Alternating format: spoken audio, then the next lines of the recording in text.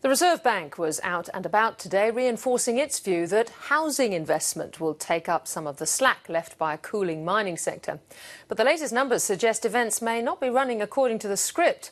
A key business survey shows conditions are deteriorating, with the construction sector particularly hard hit. Here's finance correspondent Philip Lasker. Housing, the hot topic that's uppermost in the minds of many people and policymakers. The Reserve Bank's head of economic analysis acknowledged what many housing groups have been saying ad nauseum, that housing supply has not kept up with demand.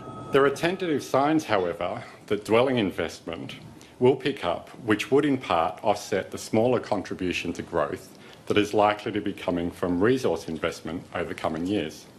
The National Australia Bank's business survey underlined just how tentative those signs may be.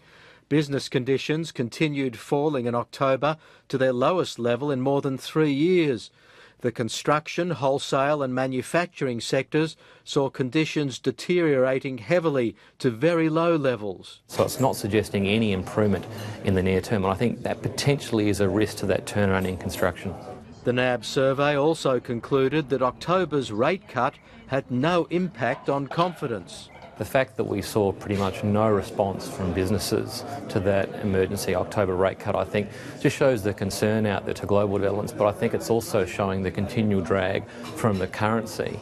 But if we do look at some of those interest-sensitive parts of the economy, then there do seem to be some effects, and certainly we would say that monetary policy is still being effective. Although the Reserve Bank admits its effectiveness has been blunted by Australians' newfound aversion to debt and the fact that property prices are still high relative to incomes, suggesting that it is unlikely that a large increase in prices is in prospect. So overall, it looks likely that dwelling investment will pick up at a relatively moderate rate in the medium term. I think the risk, though, is that potentially that recovery takes a little longer than expected, and that would be a little concern for growth overall, because we do need, with this expectation of a peak in the minerals investment component of the economy by about mid-next year, other parts of the economy to start showing a little more strength. $1,770,000 here. So much for concerns about a property bubble triggered by the interest rate cuts. At least with the behaviour that households are demonstrating at the moment, it wouldn't seem that that sort of a cycle is a great concern at the moment or is pending.